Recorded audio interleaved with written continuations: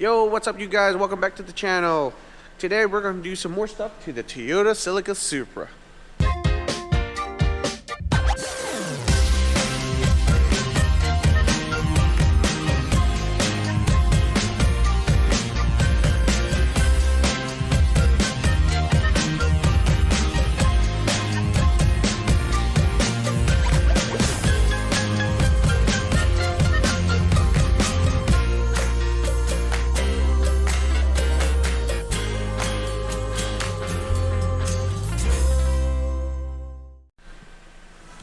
Alright you guys, today's agenda is what we're going to do is we're going to do a few things to my Toyota Celica Supra.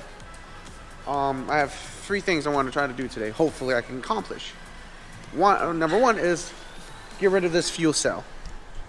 This fuel cell was great for the time being, temporarily, but due to the lack of capacity, I'm going to get rid of it. This works temporarily. This was good temporarily. What I'm really going to put back in, it's the original tank. This is the original tank that came out of that car. This tank, when I took this out, was really rusty. And it was so bad to a point where I was having fuel delivery issue. But it's been redone. It got clean, coated, everything thanks to GT radiator, if you can see that. Well, it don't matter. I will mention them on the bottom of the, mention them in the description, links, and I mean they charge me a fairly good price to get this redone. Since the new gas tanks are almost hard to find now, so this was my best option, which worked out in my favor. And the next thing on the agenda is idle air control. To start this thing, I basically got to start like a race car. Has no idle air control, so the moment I start, it dies. If I don't keep the RPM up and warm it up, it dies. So hopefully this fixes the issue. I mean, it's thanks to George, he was able to hook me up for like pretty cheap. Online was about $130. I was not spending $130 for just simple idle air control. So, and hopefully, if I have a little extra time, I'm going to install these vents, these replica vents with LED lights. Now, these are kind of cool. They were 3D printed. Thanks, Gavin. Now, when I was looking for a replacement for my rear lights because of this reason.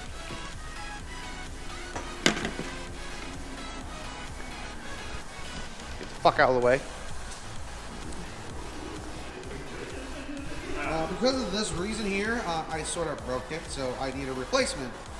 And the guy who made these 3D printed was pretty cool. So this is a good replacement for this issue. Definitely should be too hard. 2 bolts and it should pop right in.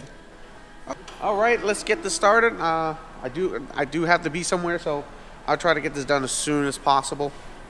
So let the transformation let the part install begin. Well, that was unexpected. The wire kind of broke off of the solder, which is no big deal, but it's just now it's a pain in the ass. I want no light, but I can still install this. So that's what I'm going to do first. This is what I'm going to install first, just so I can replace that ugly looking broken lens looking thing. But maybe later down the road I'll fix this and have the light working. Fuck. Alright you guys, I installed the one side vent so far already. Actually, it looks pretty fucking good. I mean, it's really simple. It's just 2 bolts and then comes right out. You may not see that, but it's literally just 2 bolts and just bolts right in. So it sucks that I'm not going to be able to wire it in, but it's okay. At least it'll replace this ugly looking, this piece here. Eventually I'll fix this, eventually. Alright, let's go to the other side. Alright, both vents are in.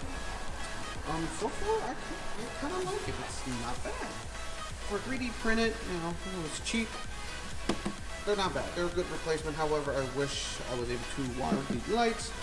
Due to the weak solder on the wire, I cannot do nothing about that. But, I mean, these were only like the first few prototype.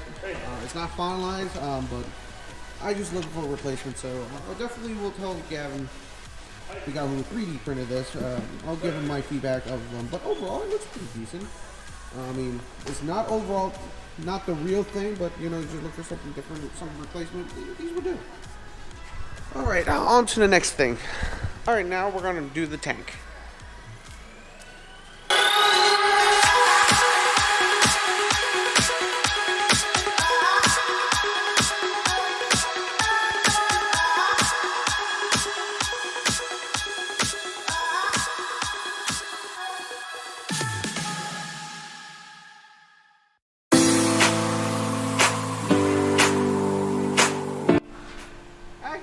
As you can see, this is where my tank used to live. And it looks like crap now that because the tank, no, it's over there. It's literally over there. So we're gonna put that tank back to original spot and bolt everything back up like I normally would. Since mine's a 83, it's a before 84. Basically, my fuel pump's on the outside versus on the inside of the tank. So this will be much. Holy shit! I got scared for the dogs. Who's dog? Who's dogs? Who's dogs? Hi. Who? Okay. Besides that, so we're gonna put that back where it originally was. So this should be fun. Now I got to deal with the gas line again. Now I got to figure out where to put that filter since that was my original problem. All right, let's get this done.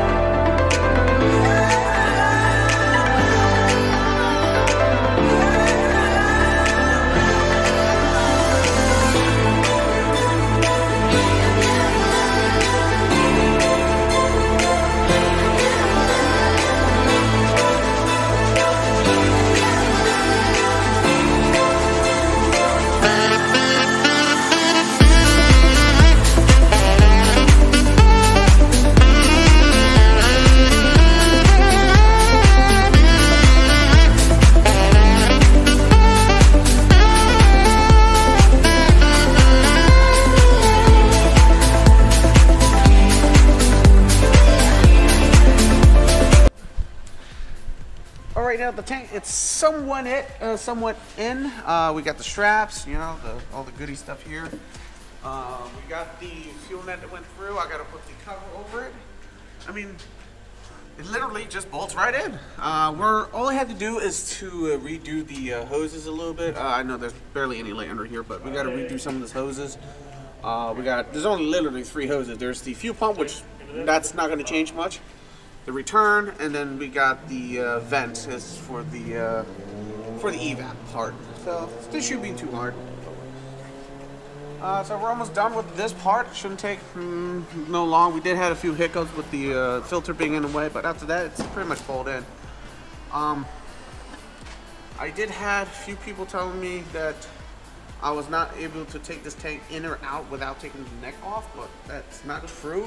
You could do it. It's just that the only problem is just the angle. If you did this with a 4-post, you may not have the angle. I did mine on a lift, so because professional lift, so it's a lot easier. Plus, the tank is empty, so we were able to put it in.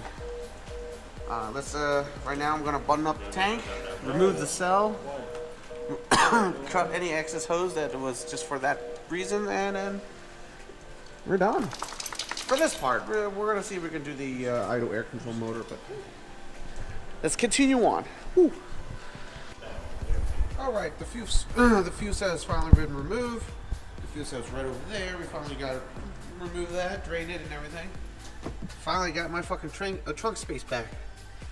Still got to put the spare back away and then put things away. So shouldn't take too long. Let's keep moving forward. All right, you guys, the car is finally on the ground. The tank is in. We had to button up a few things. Thanks to my buddy Jack, my co-worker. Say hi. Hi. Hi. Anyway, without his help, I wasn't able to get this car together. Actually, he pretty much helped me put this car together. So, tonight is getting a little late now. It's already getting dark. I didn't get a chance to put the idle air control motor in it, but I can save that for another time, which is a good thing. Right now the car is really low on gas because I only put about 5 gallon in it, and the tank is about 16, so it's a big tank. Overall, I installed those vents. The replica vents, they're actually not bad. I just wish the solder didn't broke off on me, but it's not too big of a deal. I can always fix that later on. But overall, this car is slowly coming together, and very soon this will become one of my second vehicle drive, because now I actually have a tank to allow me to drive further. There are a few stuff here and there that I need to take care of, but overall it's still a running car. So hopefully you guys like this little video. Give it a thumbs up. If you guys want to definitely check out more what I have planned for this car, the car behind me, and maybe my WRX, and maybe in the future, hit the subscribe, and maybe hit that little notification bell so you can see any updates. Until then, I'll see you guys in the future. Peace out.